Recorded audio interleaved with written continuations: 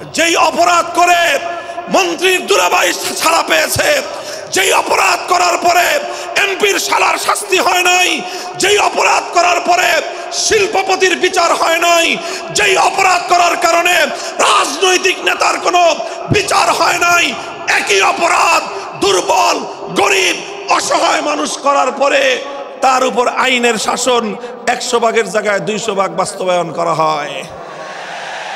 আল্লাহ নবী বলেছেন পৃথিবীতে ইসলাম এসেছে শুধুমাত্র ইবাদত নামাজ রোজার হজ যাকাতের বিধান বাস্তবায়নের জন্য নয়।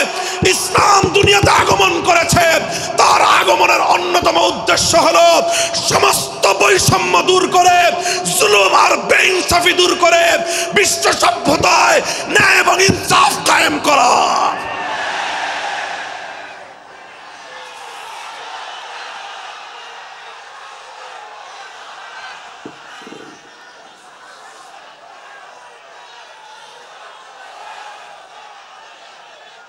মনে রাখবেন, বৈষম্যহীন সমাজ গড়া এটা শুধু বৈষম্য বিরোধী ছাত্র নেতৃবৃন্দের দায়িত্ব নয়।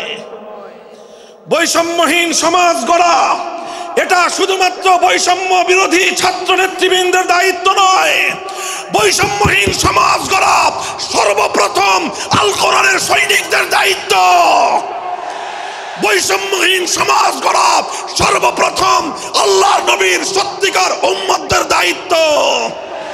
ওঠো, দাঁড়াও, হাত মুষ্টিবদ্ধ করো, সমাজ থেকে সকল বৈষম্যের কবর রচনা করবার শপথ নাও।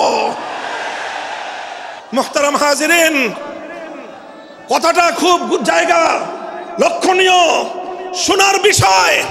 যারা একটা বৈষম্যহীন সমাজ দেখতে চাও, যারা জুলুম এবং অত্যাচারে অতিষ্ঠ হয়ে গিয়েছো, যাদের জীবনকে এই ধরনের অন্যায় অবিচার জুলুম শোষণ স্বৈরতন্ত্র যাদের অন্তর হৃদয়কে জ্বালিয়ে পুড়িয়ে ছারখার করে দিয়েছে, হে হতাশাগ্রস্ত জাতি, আসো আল কোরআনের কাছে। আমরা তোমাদেরকে মুক্তির বার্তা শোনাই, আমরা তোমাদেরকে সান্ত্বনার বাণী শোনাবো। আসো, হাতে হাত রাখি, সমস্ত বৈষম্য জুলুম স্বৈরতন্ত্রের কবর রচনা করে আল্লাহর কোরআনের সমাজ গড়বার জন্য হাতে হাত রাখি।